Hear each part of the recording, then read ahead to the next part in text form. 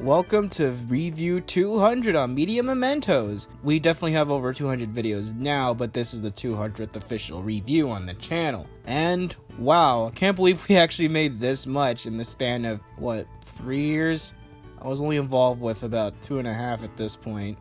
Yikes. In the best way, of course. There were some ups, there were some downs, there's been a lot of controversy, there's been some agreements, some disagreements, but through it all, you've all stuck around, most of you anyway, and you've always been anxious to see whatever the hell we're gonna talk about next. Originally, I was gonna do an anti-character quest on Sid the Sloth today, but you don't deserve that. You deserve something a little bit better. So I went to the community polls and asked you, what do you want to see for the 200th review vid? And this topic got most of the votes. So I hope you're excited. We're going to be talking about the experimental works of Jim Henson. It's very difficult to imagine a time when legendary puppeteer Jim Henson had no clear direction of where his career would go. I mean, sure, he had a great time with the Muppets on national TV, Sam and Friends, his time on the Jimmy Dean Show, and of course, those classic commercials were definitely financially stable and enjoyable to make. But how long would he be able to play with these puppets for a living? Especially when those commercials and guest spots were very formulaic in nature, leaving virtually no room for further exploration of greater character dynamics and overall development. Henson knew he needed to find alternative paths if people began to grow tired of his felty creations. As a result, throughout the mid to late 1960s, he dabbled in various arts and practices, including animations, documentary filmmaking, and even nightclub ownership. Now, at the time, Henson was not weary about being typecast in children's entertainment yet. That is until a certain show came out by the end of the decade. While still dabbling with various ideas, one short film was storyboarded with virtually no script. This would be a surrealist short film using no puppetry, and instead featured Jim Henson himself in the flesh and various live-action set pieces with animated bits sprinkled in. While it might be easy to pass this off as some young artist palling around with funny visuals, in fact, as a casual, this is a pretty funny experience. The only spoken line of dialogue,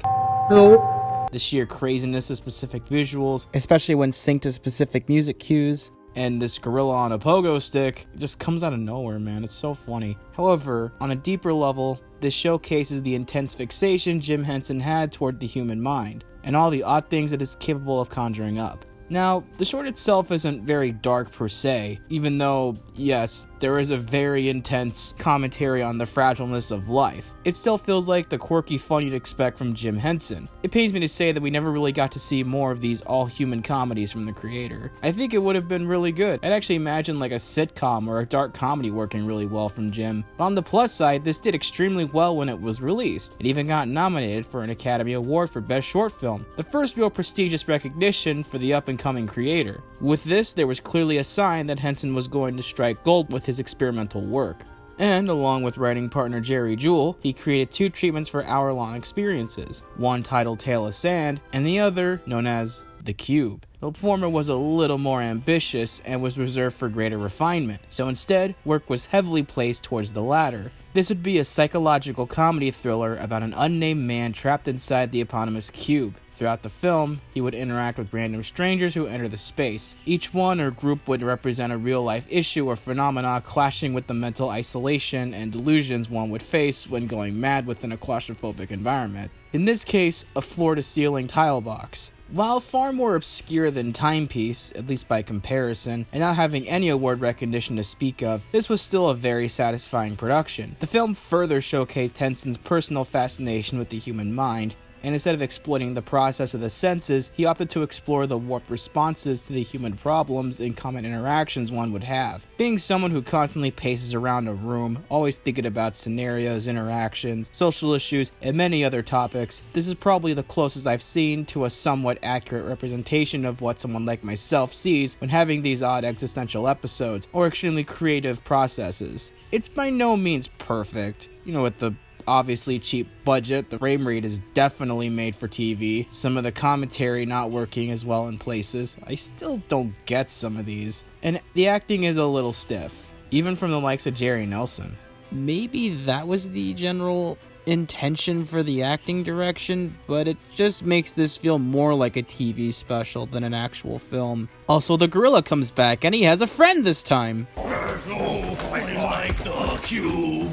But I will still say this is the perfect foundation for future projects, further delving into the psychological conundrums of the human mind and its response to reality with an overactive imagination. This seemed to be the typecasted style for Jim for the foreseeable future. At least, that's what everyone kind of assumed. And because I know people are going to be asking this, no, the 1997 film, also called The Cube, has no relation to this version. The next logical step with the further refinement of this style for Henson was a proper theatrical release. Tale of Sand had been fully drafted and pitched to various studios, with the premise being about an unnamed man, go figure, going on a strange escapade running from a hitman looking to kill him for an unknown bounty. However, along the way, he trails through the dreamlike desert and encounters random humans and animals that appear and disappear in the blink of an eye, further throwing off our lead as well as the audience. I'd best compare the structure of this to something like Eternal Sunshine of the Spotless Mind, but without any hint of realism and an equally confusing, ambiguous ending. Actually, it's even more ambiguous than that. Sadly, this project was passed by Hollywood executives for its strangeness, and Henson would pursue another endeavor instead. This was a little-known thing called, I don't know if you heard about it, The Muppet Show? Yes, it's a joke, stop typing. Thankfully, this project would never be forgotten. Henson would utilize a dreamlike desert set piece for the Muppet movie, and the final draft written by Henson and Jewell would be adapted into a graphic novel by Ramon K. Perez, which I highly recommend you give a read if you're a big fan of Jim Henson's work, and definitely showcases just how crazy this was going to be, although I don't know how effective it would have been in the 1970s, at least given the budget. After The Cube, Henson seemed to dial back on anything super experimental. Of course, he would still produce trippy documentaries, create odd shorts for Sesame Street, including this thing, Limbo, and despite being extremely avant-garde and actually being somewhat controversial as something from Henson, especially with enthusiasts who really seem to like his experimental stuff, I'd still say this showcases just how passionate he was towards human psychology, and if given the opportunity, he would probably make a really good horror film. Obviously, he would need better execution than Gluttony, hate, lust, whatever the hell the evil thoughts portion of this is. I'd imagine a Jim Henson horror film being in the same vein as something like Suspiria or Texas Chainsaw Massacre or even Black Christmas, but way more psychological and not really showing that much blood. Henson around this time also collected countless amounts of footage for potential projects that ultimately never came to fruition, the most notable being B-roll for a film called Cataclysm, which would have been projected across many screens in a psychedelic nightclub of the future called Cyclia. Many of these were primarily in response to the giant cultural change at the time, primarily with adolescents. Only the documentary Youth 68 and the surviving B-roll of Cataclysm would show he had any sort of interest in the matter. His passion would especially be absent during the 1970s, with The Muppet Show truly taking the world by storm. While some trippy camera techniques and even full-on characters would carry over from his ambitious days, with the biggest examples being the Electric Mayhem Band and some kaleidoscope visuals, Henson dialed back significantly in favor of developing his comedy stylings. Although we would see somewhat of a return to form in the 1980s.